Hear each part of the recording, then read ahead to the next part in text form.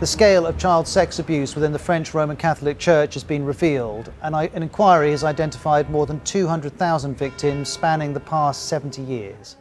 In the last 4 days, nearly 150 Chinese warplanes have flown into Taiwan's air defense zone.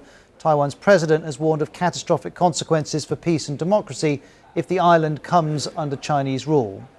A Facebook whistleblower has told US lawmakers that she believes Facebook's products harm children, stoke division and weaken democracy. Frances Haugen has called for a better regulation of the company. And a Russian actor and her director have blasted off to film the first movie in space. The crew are hoping to beat a similar Hollywood project planned by Tom Cruise and NASA. They'll spend 12 days in space filming the film called The Challenge. Japanese-American Shiguro Manabe, German Klaus Hasselmann, and Italian Giorgio Parisi received the 2021 Nobel Prize for Physics for work on physical systems like Earth's climate. In France, a Catholic Church official urges forgiveness after an investigation found French clergy abused more than 216,000 children since 1950. Taiwan's defense minister says pressure from China's air exercises is increasing the island's military readiness. And a Russian spacecraft has reached the International Space Station carrying a movie director, an actor, and a cosmonaut. The team is set to film the first movie in orbit. I prefer to have daily data. They are worried that they can only get it to us weekly. Well, starting today, the State Department of Health is changing the way it reports COVID-related deaths. Developing today, Facebook, Instagram, and WhatsApp are all hit by worldwide outages. To isolate that oil and collect it. A massive oil spill has closed Southern California beaches and threatens wildlife. I'm Anthony Pura with the latest on the containment and cleanup efforts underway. The sister of late UH quarterback Colt Brennan says mental health issues plagued her brother before Hawaii. That was a real struggle for him. These stories and more coming up on This Is Now. We start in Sweden with the winners of this year's Nobel Prize in Physics, including a Japan-born scientist. The Royal Swedish Academy of Sciences recognized 3 laureates whose scientific breakthroughs laid the foundation for a better understanding of climate and how humanity influences it. One half of the prize is awarded jointly to Shiguro Manabe and Klaus Hasselmann for the physical modeling of Earth's climate, quantifying variability and reliably predicting global warming.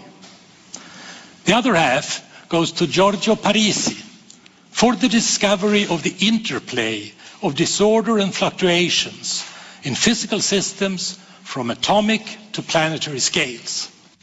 Shiguro Manabe and Klaus Hasselmann both studied the Earth's changing climate. It's the first time the Nobel in Physics has recognized work in this area. Manabe completed his doctorate at the University of Tokyo before moving to the United States. He worked at the National Oceanic and Atmospheric Administration. In the 1960s, he succeeded in demonstrating how carbon dioxide in the atmosphere contributes to global warming. Hasselmann built on that work. His modeling showed the link between weather and climate, and he also developed methods to identify the imprint of human activities in the climate. This allowed scientists to prove human-created emissions can increase temperatures. Together, their discoveries allowed for more reliable predictions of global warming. Another scientist, Giorgio Parisi, had a more abstract impact on physics. He identified hidden patterns in complex systems.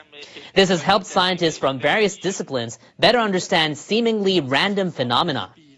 At the announcement, Parisi said climate change must be tackled at a faster pace and urged immediate action. Manabe told NHK the news of his win came as a surprise. Previous Nobel Awards for the topic of physics have never been given out for the issue of climate change. Given that, I feel very honored to know that I have been chosen. I started my research out of my personal curiosity because, in the beginning, I had an interest in understanding climate, but I never thought this topic would become such an important issue. Manabe says he wants young researchers to stay curious and continue their studies.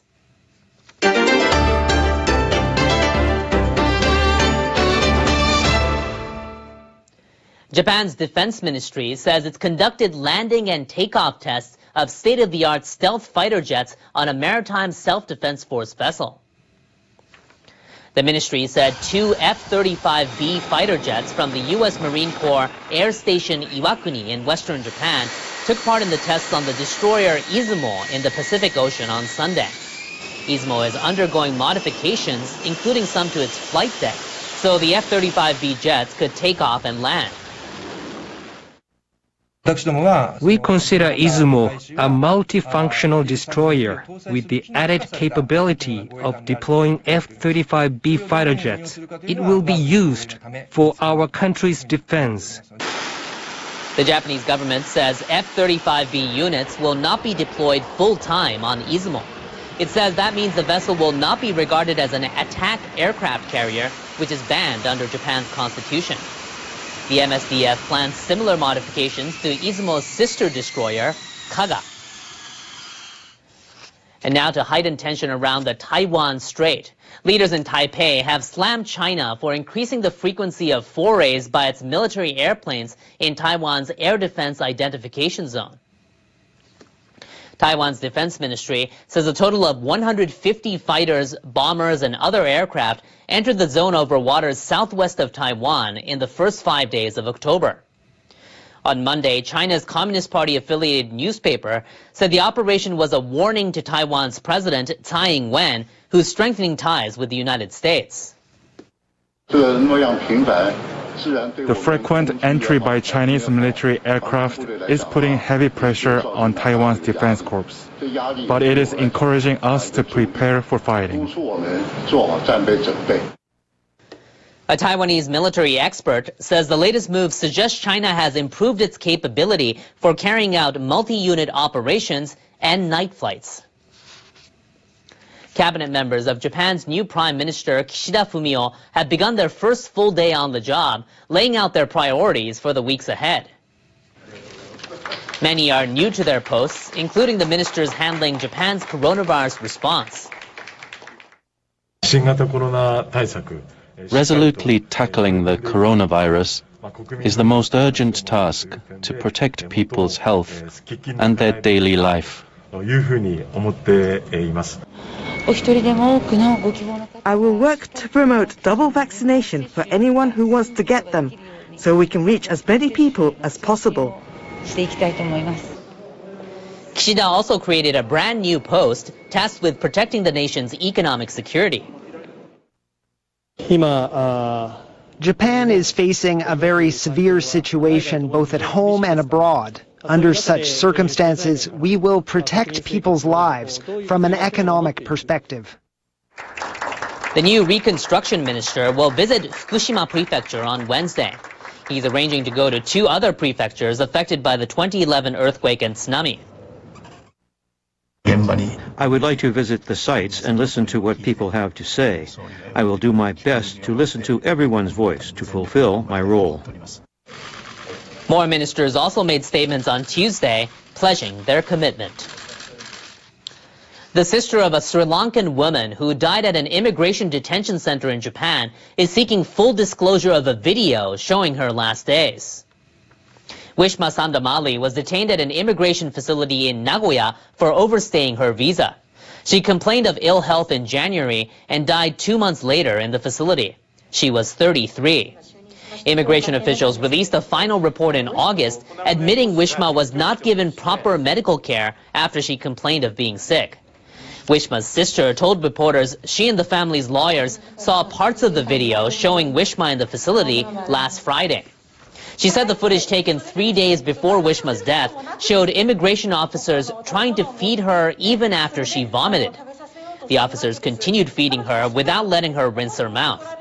The sister said watching the video convinced her there's a lot more than what was written in the final report. The way officers fed Wishma proves how cruel they treated her in the facility. The lawyers say they plan to sue the government for the damages. They say they'll seek disclosure of all the video footage the authorities have. Shifting now to western Japan, where officials say work will begin on a bypass for a collapsed water pipe bridge as early as Wednesday. Tens of thousands of homes are still without water. The bridge fell into the Kinokawa River in Wakayama City on Sunday. Nearly 40% of the city, about 60,000 households, are affected. The temporary water pipe will be installed on a nearby bridge. The city hopes to resume water supplies late on Friday and fully restore services by Saturday morning.